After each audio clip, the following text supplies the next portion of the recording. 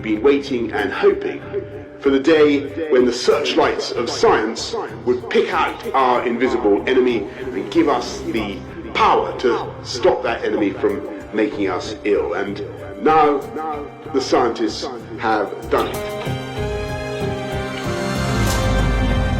The vaccination campaign is about to start, and the big question is, will it be mandatory? And it seems that it's the only question you are allowed to ask when it comes to vaccines these days.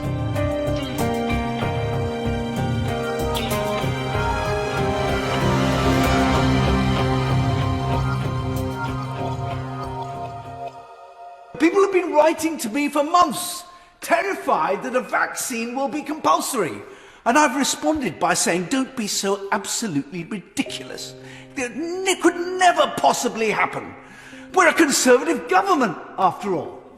And now we discover that a vaccination may be a passport to the acquisition of your civil liberties, and without which you will have all sorts of things that you would be able to do denied to you. When science itself is politicised, it is hardly surprising that people have concerns about a new vaccine. In response, rather than presenting people with facts and allowing free debate, doubters are mocked and calls go out for bans and coercion. We have been made suspicious, and yet dissent is forbidden. Research that shows supports lockdown, mask wearing and vaccines is promoted before it has been peer-reviewed, while studies that challenge the consensus struggle to get a platform at all. Social media platforms have gone into overdrive, removing content and banning lockdown blasphemers. The Royal Society and the British Academy are calling in their report for the spreading of anti-vax conspiracy theories to be made a criminal offence. You would think the opposition party would be asking the government the tough questions. However, the same orchestrated response is seen here, and the Labour Party is calling for emergency anti-vaccine laws. That's the censorship part. Now they still need to sell it to you. Big pharmaceutical companies and the government have teams of psychologists and advertising agencies working on studying your behaviour in order to persuade you to roll up your shirt and take the new jab. A recent contract for £4 million went to M&C Saatchi to promote the flu jab in November. In an average year, the flu virus kills 11,000 people, and this isn't an average year. They went as far as changing the human medicine regulations in a number of key areas: civil liability and immunity. In simple terms, if the vaccine causes injury or death, the manufacturer cannot be sued. The government argument is this, and I quote, "If manufacturers are asked to supply an unlicensed medicine in response to a public health threat, it is unfair to ask them to take responsibility for the consequences of the use of that medicine." Vaccine promotion. In the UK, there is a prohibition on promoting an unlicensed medicine to the public. The UK government is proposing that this prohibition is disabled to allow advertising the COVID-19 vaccine to the public. So maybe in the coming months you will start seeing vaccine advertisements everywhere. FCB Health London's Director of Behavioural Science says audience analysis is key to developing the right messages to market the vaccine. The aim is to design tools in a way that optimises their effectiveness in driving a change, rather than just conveying information.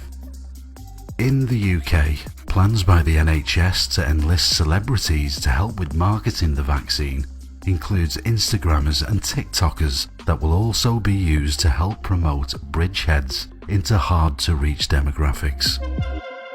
Going to use celebrities to try to get people to have a vaccine because people don't trust politicians? Well, I think it's certainly the case that people sometimes take with a pinch of salt some of the things that politicians of any party say, which is why I think it's important that we're led by the science and we're led by the authoritative evidence that vaccines work.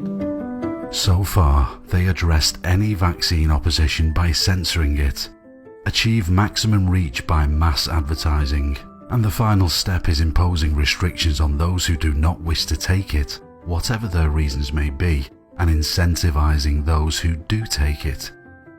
Even your GPs will get £12 for every shot given. And with this, creating more division in society.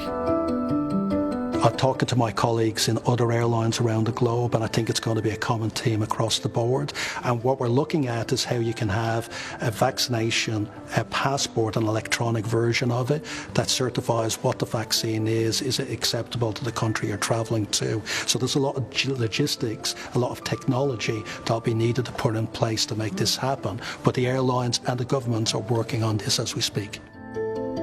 It will start with businesses, airlines, sporting events and concerts.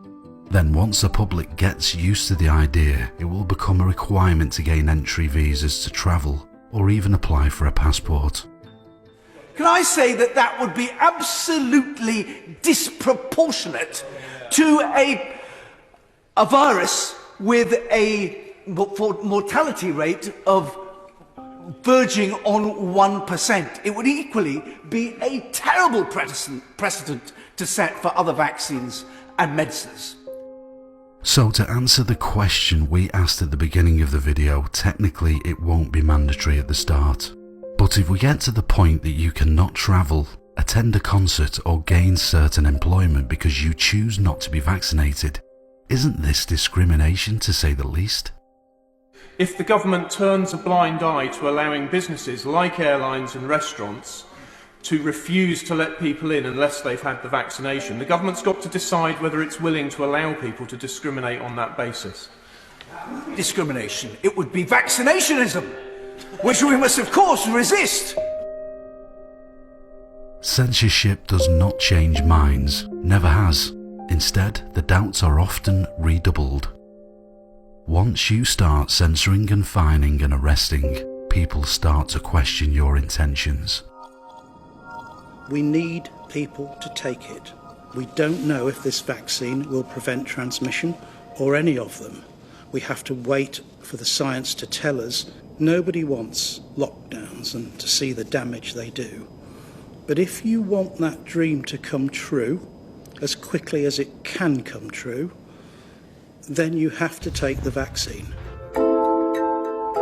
Whatever your views on vaccines are, you must find that coordinated obsession with vaccines by government, big tech corporations and big pharmaceutical companies a little suspicious.